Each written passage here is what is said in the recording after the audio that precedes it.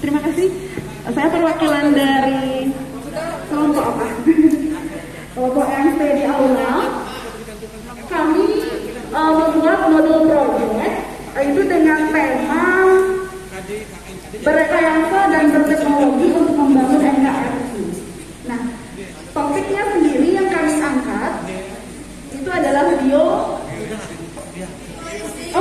eco-enzim. Nah, eco-enzim ini sendiri, perkenalan sedikit. Eco-enzim ini sangat penting sebenarnya dan banyak bahan bakunya di sekolah kita. Iya. Bahan baku utamanya adalah sampah. Mengapa kami mengangkat eco-enzim ini di sekolah? Karena bisa kita lihat ya, yang pulang melalui jalan Gunung Agung mencium dan menikmati aroma sampah yang melimpah di bekas pasar Loak, kemudian belum lagi di pasar Kereneng, belum lagi yang di jalan raya Perkutan. Itu adalah sampah-sampah yang bisa menjadi bahan baku utama eco-enzim. Daripada kebuang, beda kita jadikan project di sekolah. Baik, nah untuk dimensinya itu ada gotong royong dan kreatif. Elemen dari gotong royong itu berkolaborasi dan kreatif itu adalah menghasilkan gagasan dan karya yang original. Kemudian untuk sub elemen itu hanya ada di kolaborasi yang kami temukan, yaitu bekerja sama.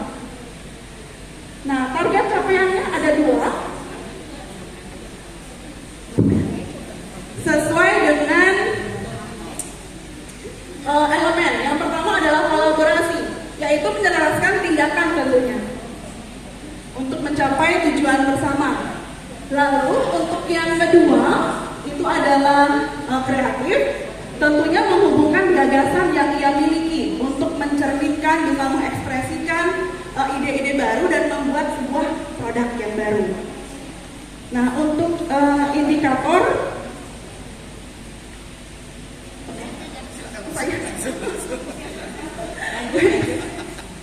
baik, untuk indikatornya sendiri ini mencerminkan untuk aktivitas tentunya ya. Untuk yang pertama, siswa tentunya harus aktif dalam berkegiatan pengamatan sampah karena kita akan bermain sampah di sini. Nah, dalam pengamatan ini kita akan seperti memberikan informasi. Ini loh namanya organik, anorganik, berikut dengan sampah berbahaya yang ada di sekolah kita, ya kan? Kemudian selanjutnya kita berikan indikator siswa itu aktif dalam pemilahan sampah agar dia tahu kalau sampah yang organik dipilah dengan warna sampah ini dan seterusnya. Kemudian siswa itu tentu harus aktif bekerja sama dalam mengidentifikasi sampah. Selanjutnya, tentunya setelah mengamati, kemudian melakukan pemilahan dan mengidentifikasi. Identifikasi itu kan karakter dari basah, sampah organik, anorganik, dan berbahaya seperti apa. Kemudian tentunya berdiskusi mengenai apa nih ide kita dalam memecahkan masalah ini, sampah yang banyak jumlahnya. Jumlah penduduk bertambah, otomatis sampahnya bertambah. Nggak mungkin sampah itu berkurang. Ya, dengan jumlah penduduk yang tidak bertambah aja, Bali itu punya masalah dalam sampah, apalagi bertambah. Kemudian nomor 5, tentunya siswa itu harus aktif berdiskusi dalam mengidentifikasi nih, alat dan bahan apa saja yang harus kita siapkan untuk membuat eco-enzim. Selanjutnya, setelah mereka berdiskusi, tentunya bekerja sama dalam mempersiapkan alat dan bahan yang dibutuhkan tersebut. Lalu mereka aktif dalam bekerja sama melakukan pencacahan sampah sampai tahap akhirnya. Lalu aktivitas atau kegiatan-kegiatan yang bisa didapatkan dari indikator ini. Yang pertama, seperti yang tadi, kita ajak siswa itu untuk mengamati lingkungan sekolah kita. Apa aja yang ada, sampah-sampahnya tentunya ya. Kemudian minta mereka dalam berkelompok tentunya untuk menemukan kolaborasinya sampah sesuai dengan jenisnya. Kemudian mengidentifikasi sampah yang paling bermasalah. Nah, dari 3 jenis sampah tersebut mana nih yang paling bermasalah? Organik, anorganik, atau yang berbahaya yang ada di sekolah? Yang akan kita nanti ambil dari volumenya. Mana volume sampah yang paling besar di sekolah, itu yang akan kita jadikan sumber masalah, yang akan kita pecahkan. Lalu kita diskusikan ide bersama siswa. Dalam mendiskusikan ide lah muncul elemen menghasilkan gagasan dan karya original. Selanjutnya, setelah mendiskusikan ide, tentunya kita akan mengidentifikasi alat dan bahan yang kita butuhkan. Setelah itu, pembagian tugas dalam pemenuhan alat dan bahannya. Kita bagi tugasnya, siapa yang bawa ini, siapa yang itu, dan seterusnya. Setelah terkumpul, lalu kita siapkan. Nah, dalam penyiapan ini tentunya penyiapan lahan juga. Lahan yang mana kita akan jadikan tempat pembuatannya. Kemudian apa yang akan kita gunakan dalam penutupan. Selanjutnya melakukan pencacahan. Maksudnya motong-motong sampah yang organik ini untuk bisa masuk ke dalam alat. Misal kita gunakan galon bekas. Gimana caranya sampah organik ini bisa masuk ke dalam galon tersebut dan tertutup rapat, ya. Nah, setelah sampah-sampah ini masuk, tentunya kita akan tambahkan dengan mikroorganisme aktif. Ini bisa kita beli, tidak kita buat. Kemudian, nah, setelah pencampuran tersebut, kita akan tutup galon itu. Selanjutnya, kita diskusi lagi. Diskusi apa? Mengenai pengontrolan. Pengontrolan ini adalah untuk mengontrol adanya atau munculnya gas metana. Jadi yang mengontrol ini akan membuka tutup galon perlahan-lahan agar gas metana ini keluar. Enggak. Lanjut, setelah 1 bulan berlangsung dalam pengontrolan, kita adakan pameran. Nah, ekoenzim ini berguna sebenarnya untuk sekolah, membersihkan kerak, lantai, ya, ngepel gitu ya. Sepertinya bisa berkolaborasi dengan, cuma beda bahan. Iya, tapi bisa dijual juga ya, Miss ya? Ya, ke sini. Iya, bisa berkolaborasi dengan kewirausahaan. Lalu untuk assessment, ada formatif dan sumatif tentunya. Nah, untuk yang formatif itu dilakukan selama project, itu dalam bentuk jurnal. Kemudian dalam sumatifnya tentu portofolio.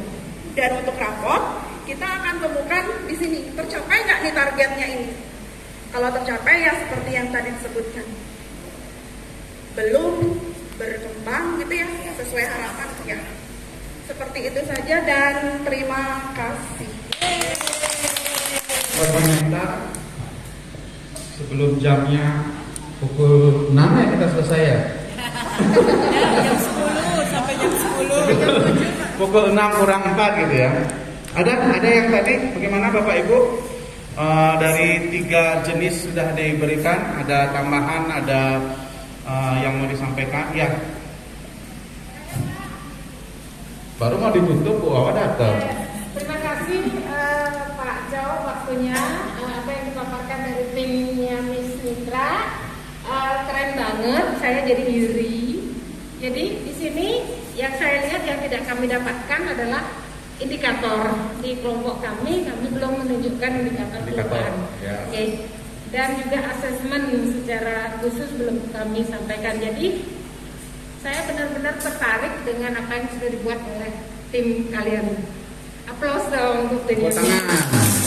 dan kalau boleh untuk menyamakan persepsi di SMP 1 kita sepakati mau pakai pola yang mana. Mungkin di sini ada tambahan topik yang harus diperhatikan pula. Topiknya diisi apa judulnya kan. Ya di Kementan mungkin disamakan bagaimana maunya dikolaborasikan. Sukses.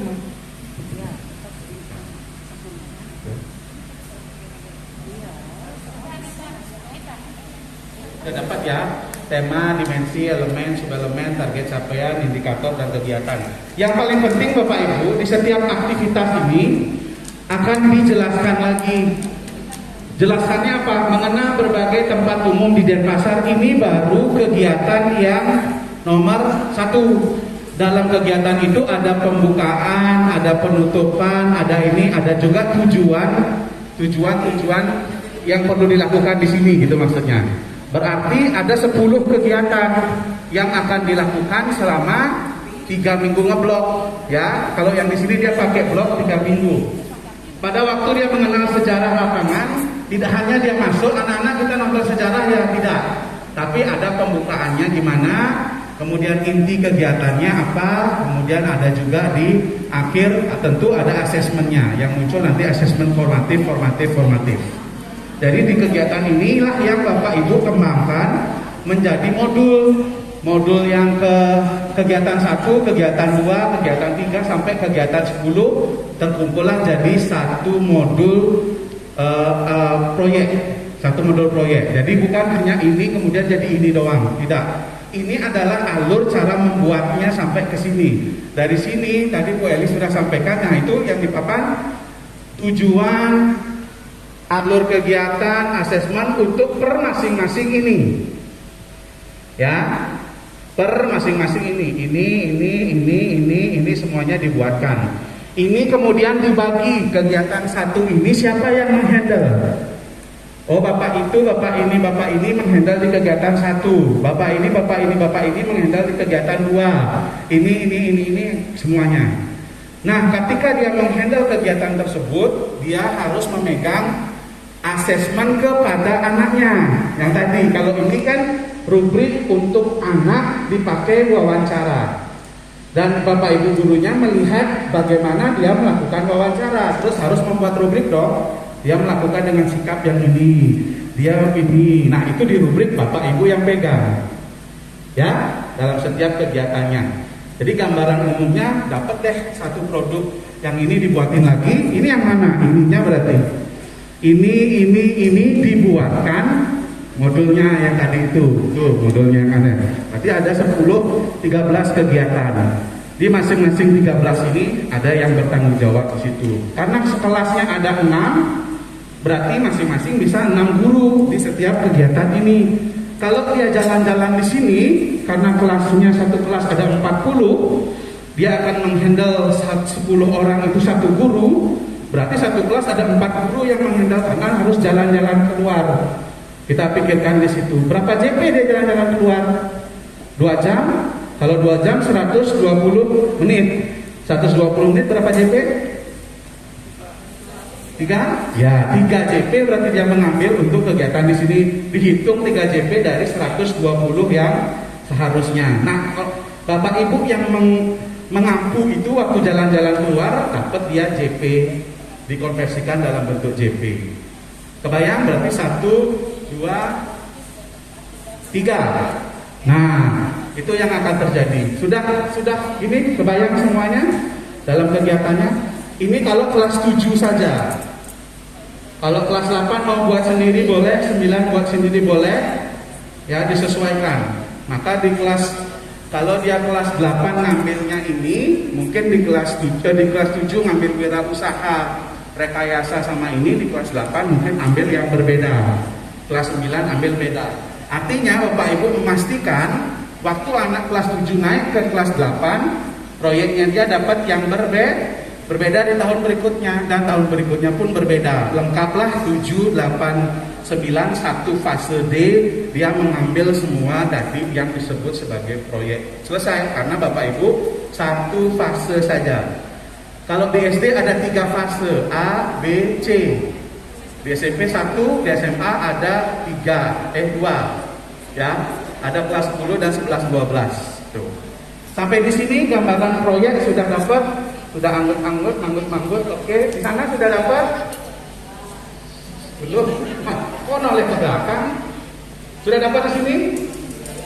Bu, sudah? Bu, yang di sana sudah?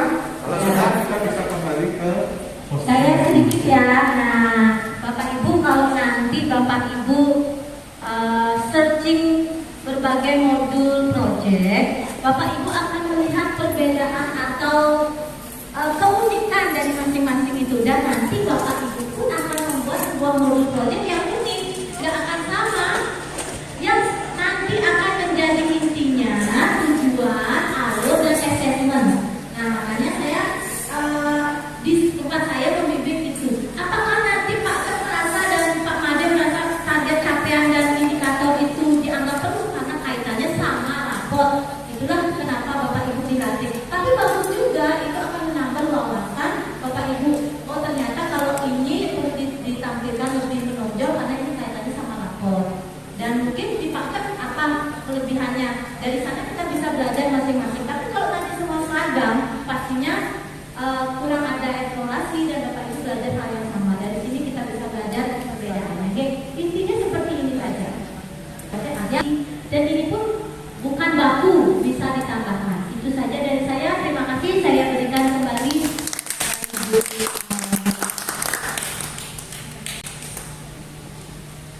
Wah, seru banget ya. Terima kasih banyak ini pada narasumber. 2 hari ini kita dari abu-abu sudah mulai positif. Nanti tinggal meningkatkan kompetensi saja. Di hari pertama modul ajar teori dan prakteknya sudah kita lakukan. Di hari kedua modul proyek juga teori dan praktek sudah dilakukan.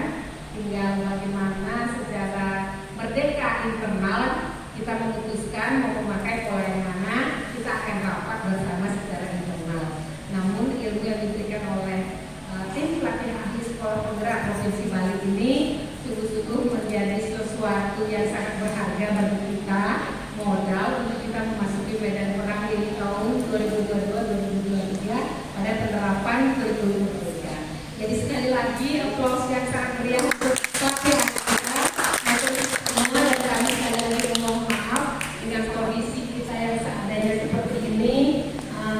Bapak dan Ibu mungkin menjadi sangat adaptif dengan keadaan kami di sini.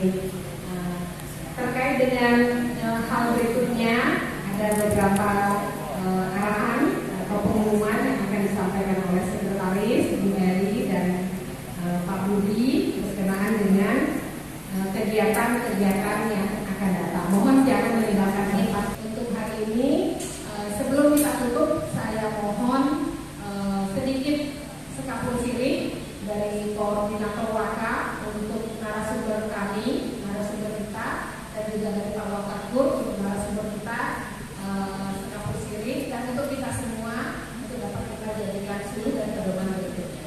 Untuk waktu mohon dibantu Pak Budi, terima kasih kepada Pak koordinator ini.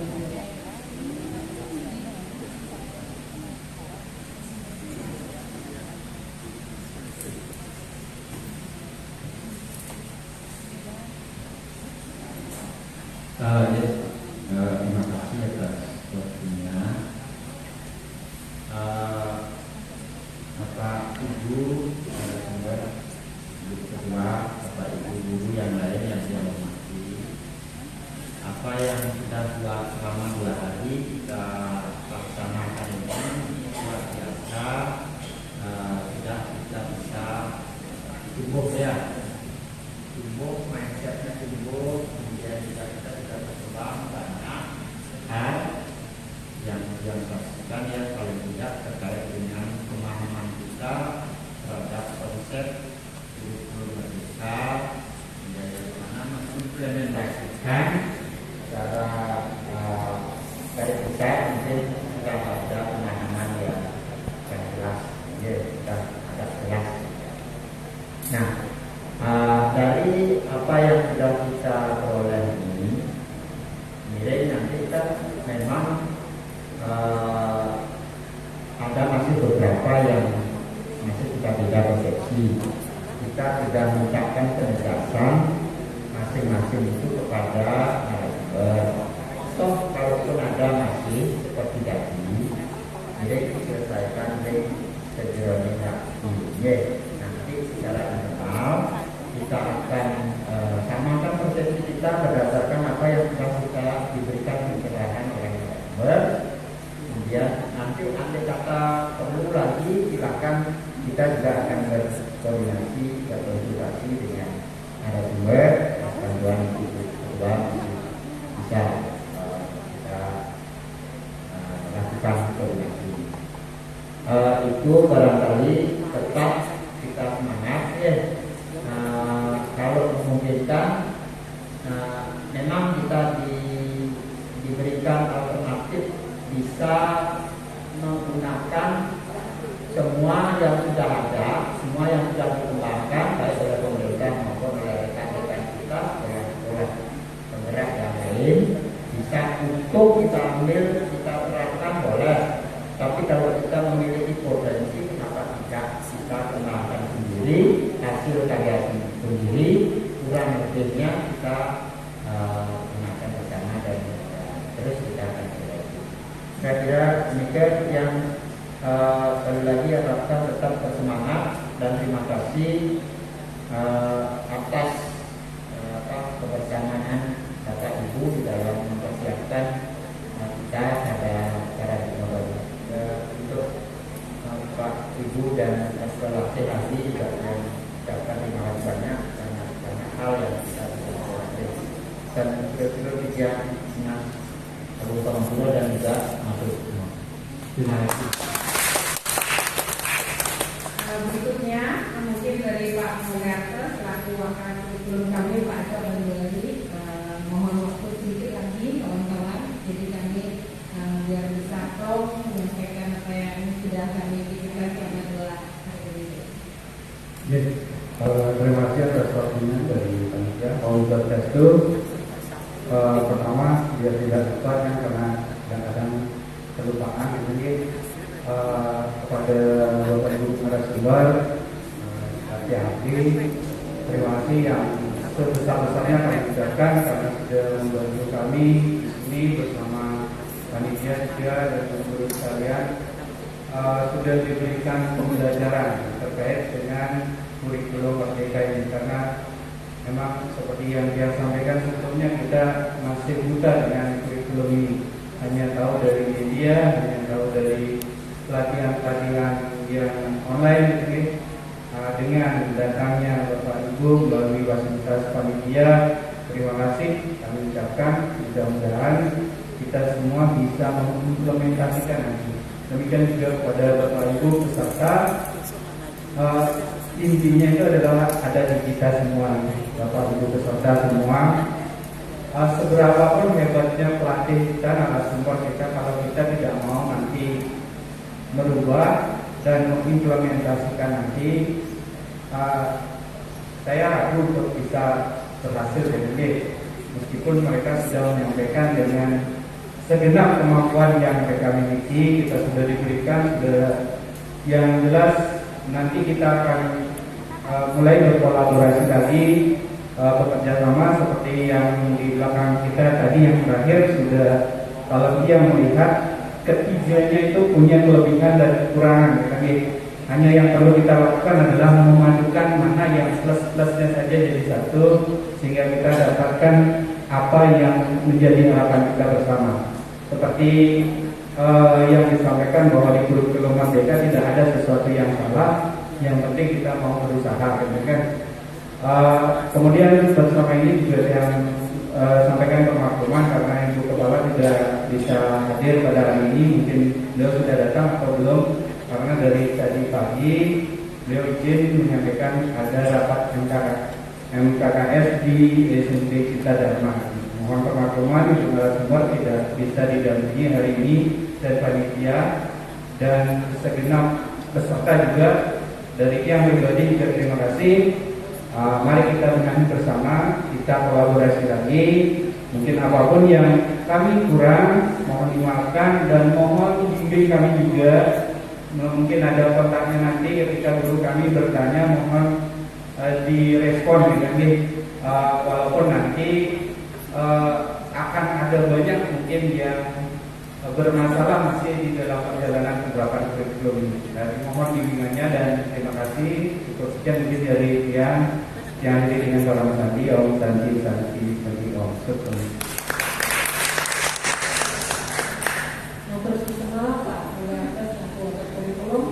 Baiklah Ibu Bapak sekalian, jadi pada intinya kami menitipkan supaya segera dilakukan rapat-rapat internal untuk memutuskan arah kurikulum ini lebih lanjut dan kemudian agar dapat kita sempurnakan bersama untuk menjadi acuan. Kan berkaitan Bapak. Jadi akhirnya kita sampai di penghujung acara. Mohon Ibu Bapak berkenan berdiri sejenak karena kita minta berdoa. Kita akan akhiri pertemuan pada hari kedua ini dengan doa.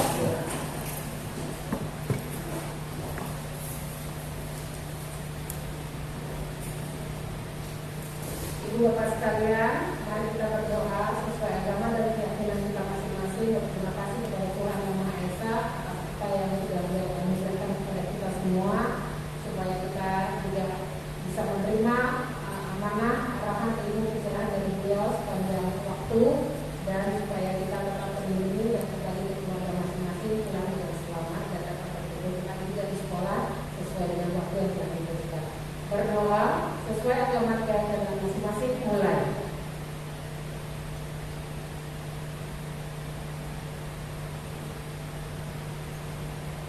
Berdoa selesai. Baiklah Bapak Ibu sekalian, sekali lagi terima kasih atas perhatiannya. Kami mohon dibantu kami untuk kebersihan dan kerapian ruangan awal ini. Sekali lagi kami ucapkan terima kasih. Mohon maaf atas kesalahan bila ada. Om Santi.